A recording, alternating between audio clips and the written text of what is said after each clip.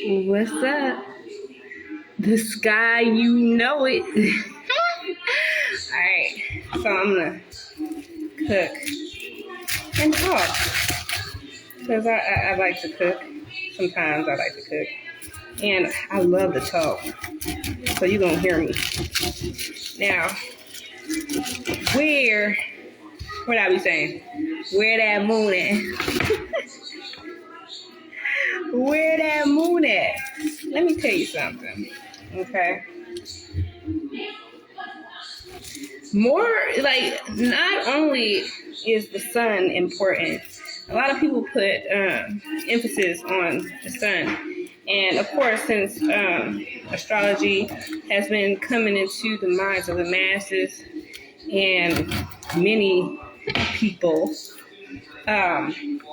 people want to know what's their zodiac sign, which one is, and then the most common information has been coming around these past 15 years. It's been asking what's accurate, what's the accurate astrology? Because we have Vedic, we have sidereal, the sidereal, we have Western astrology. Everybody wants to know what astrology should they follow. Now, for me, if you ask me that question, I'll tell you to follow the astrology that resonates with you, because the lineups, the degrees are so important that one person might feel a stronger energy in the Vedic or whatever, sidereal or whatnot. And some people might feel a stronger energy in the Western because of where they're located, where their sun is located, and what kind of power they're drawing from. And also, a lot of times it has to do with your number, so your degree still, but the number that you're stamped with. Huh? Oh, well, comfort him. So the number that you're stamped with, as far as the Gregorian calendar goes, also plays an important role, because they've been having these numbers for a long time, over 2,000 years. So it's really a factor to why these numbers are stamped in time. And it's more, and because people don't really see their moon number. If you want to know what a moon number is, it's the count that they consider what is the moon. So if you have like a half moon, full moon, quarter moon, crescent moon, or whatever, those are all numbers. Like when it starts off, it's one. So the first, the no moon, and then when they see the crescent moon, the first sliver of the moon, that's considered day one. And then they count from there. So those numbers are no longer operational. So which numbers are operational are the Gregorian calendar numbers. Now, and I didn't really come to talk about that, but that's a subject too. That it's a whole rabbit hole that I can dive into or not, or whatever. But also, I'm trying to say where that moon is, because that's important, okay? A moon is like moods, month, moon, like they get a lot of words from the phrase or from the term moon or luna, lunatic, stuff like that.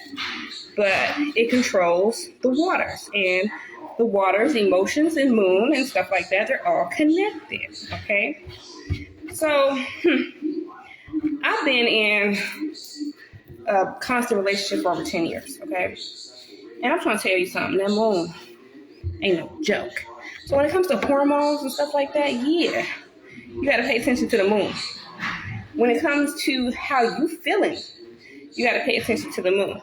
So the moon governs a whole lot of things, more so than the sun even, because the moon is even closer, you know what I'm saying?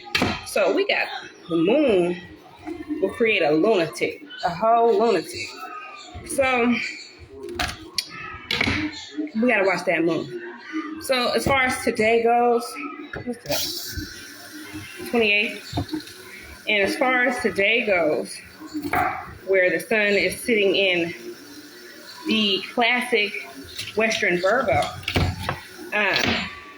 in the actual constellations or the Vedic, the constellation that the sun is sitting near is, or in front of, is Leo. Okay. So for the same as the moon, as the sun is concerned, the moon is also miscalculated like that as well, as according to, if you're talking about Western, which is seasons that they're measuring, and the old count 2,000 years ago where things used to be. So that's why the names are still like that. Or if you're talking about the actual constellations that sit there in the Vedic correction, or the actual constellational correctional date or whatnot, I like to go by the actual constellation because that resonates with me. Now, I do say both just in case, that doesn't resonate with you. But to me, however, it resonates completely and totally. And all you have to do is pay attention.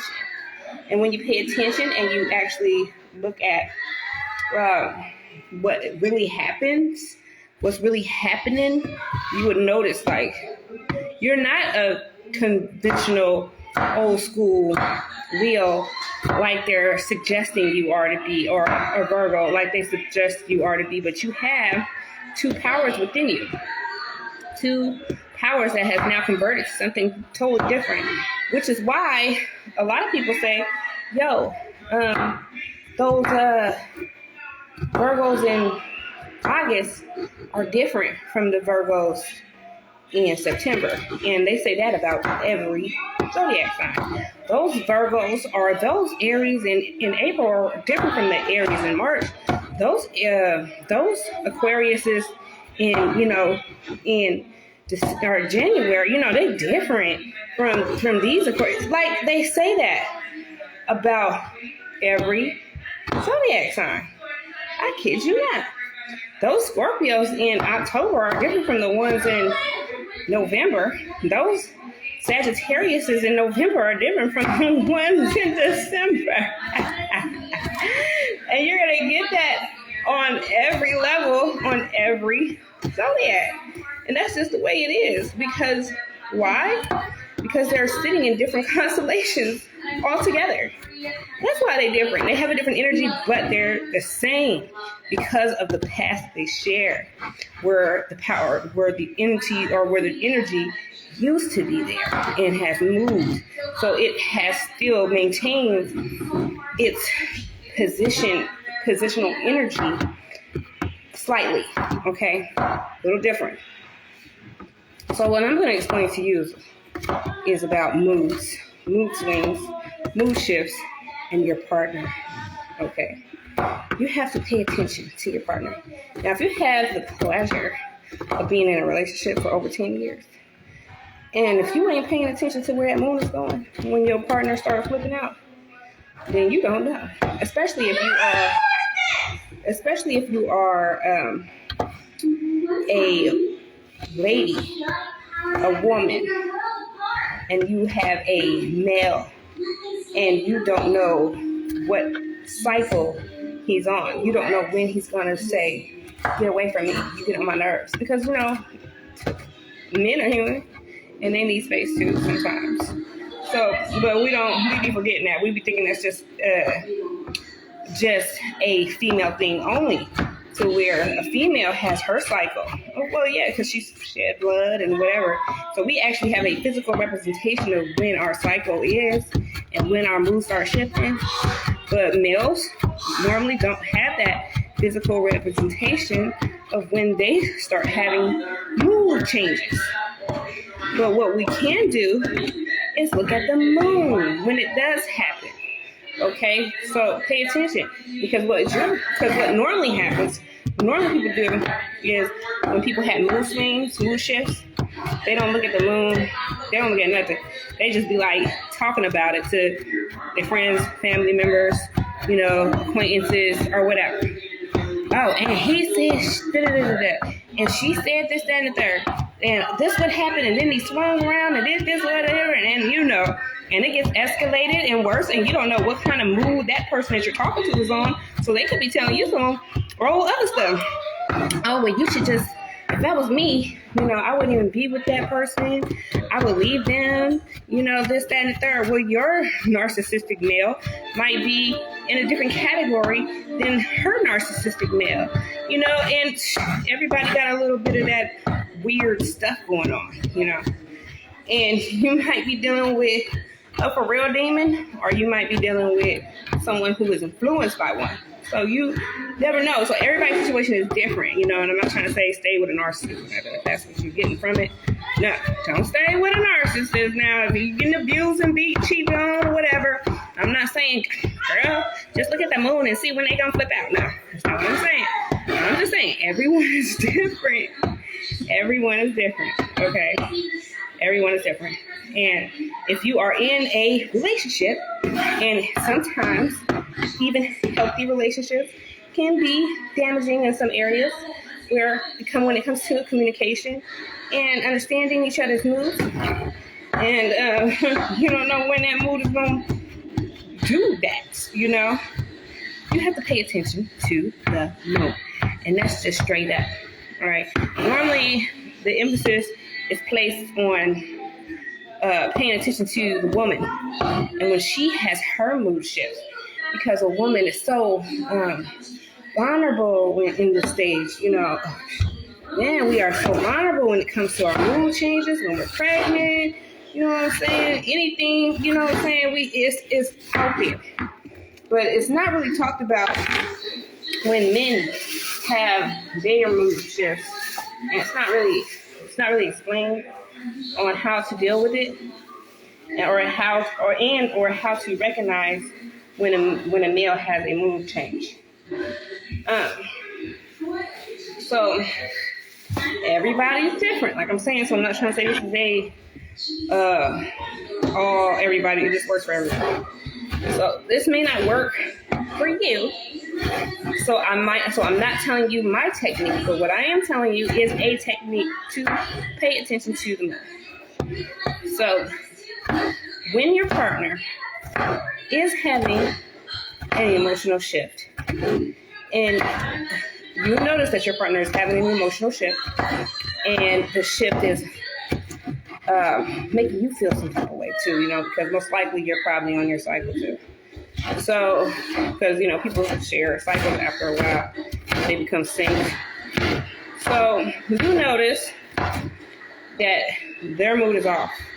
They're not acting like they normally do. They all of a sudden just expressing some things, and you don't even know. And now you want to get defensive and stuff, and you're like, oh, that's not true. It's not me. And you want to talk differently. But be calm. Pay attention to the moon. What moon is it? Because after a while, you're going to develop a pattern. And I love patterns. Once you start seeing this pattern of when the moon is, where the moon is, where that moon is, when you start seeing the pattern of where that moon at, once those shifts happen, you can predetermine when those shifts will happen, so you can be prepared for the future. See, it's no way that you can be like knowing the future, but you can prepare for it once you start to recognize your male's personal moon and his personal cycle when he has a mood shift. Now, the mood shift can be positive. It can be really positive, or it can be very negative depending on what's going on. Because the hormones are releasing are either feminine or masculine, because male have estrogen and testosterone. So I don't know what your particular male is releasing during his cycle, but depending on what they're eating, how they're eating, if they're vegan, if they're not vegan, if they're eating, they're drinking alcohol, they're taking drugs, they're going to have different chemicals releasing in their body. So their moods are going to be changing and different, okay? Trust me. Especially if you got an alcoholic.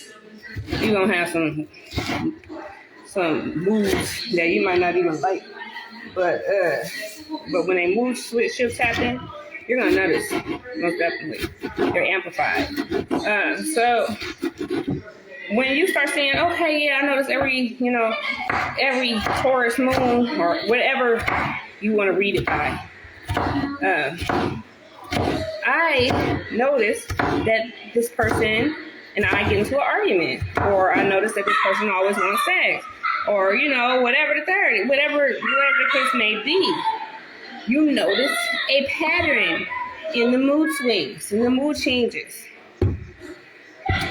Yes, so you have to get with it, where that moon at, because the moon, like I said, governs these emotions, these emotional changes, these hormonal shifts, and the thought patterns. So instead of putting emphasis on what the sun is doing, because the sun is going to be in a particular spot for a long time, whereas the moon will move through a zodiac sign every 2.5 days, like that. So it'll go around, about the time you hit a whole month, it's been through every zodiac sign or every constellation.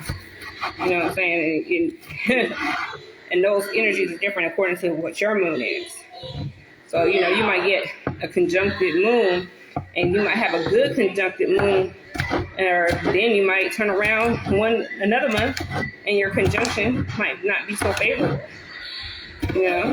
So it's in that moon. Just letting you know.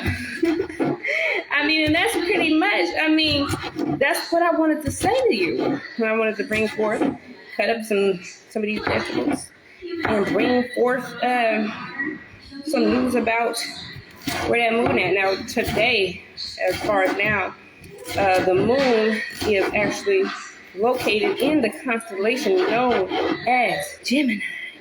But that is the place that is popular astrology in regular Western astrology is called Cancer. Okay? Because over 2,000 years ago, that place, when the moon or when the sun was there, that place was known as Cancer, because that's what Cancer was.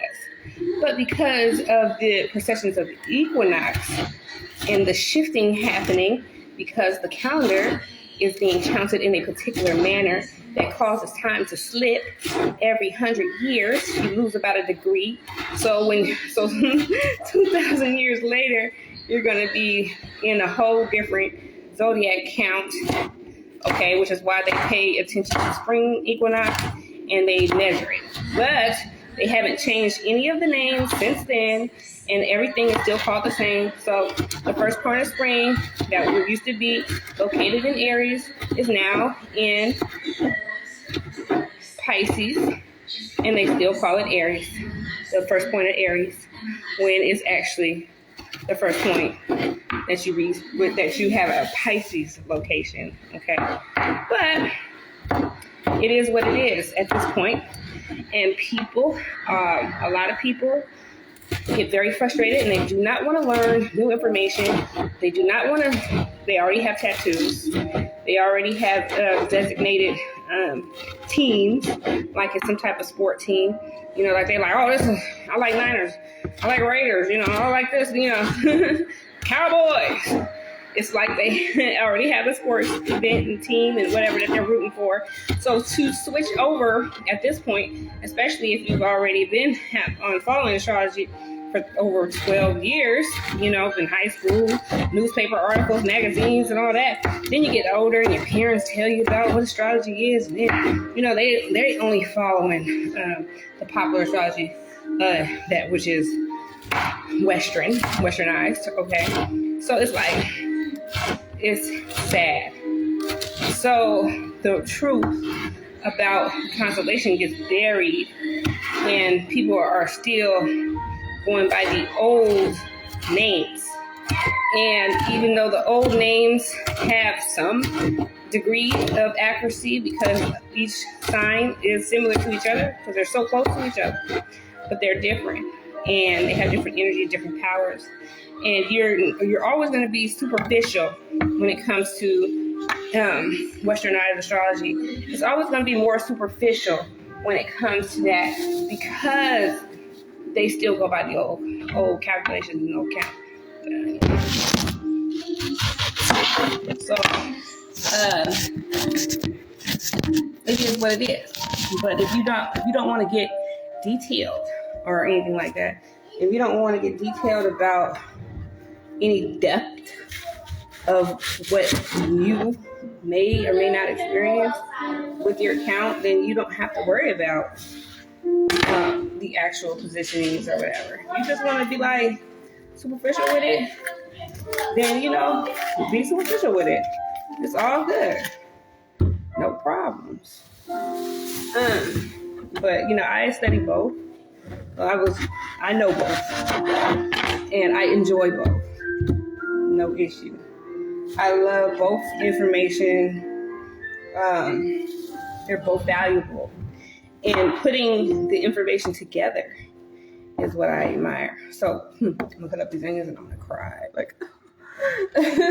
So I just want to say that's it, and that's all. With that, Bonnet, keep paying attention, keep looking up. Like I always say, keep looking up, because your sky might be different from what they tell you. You feel me?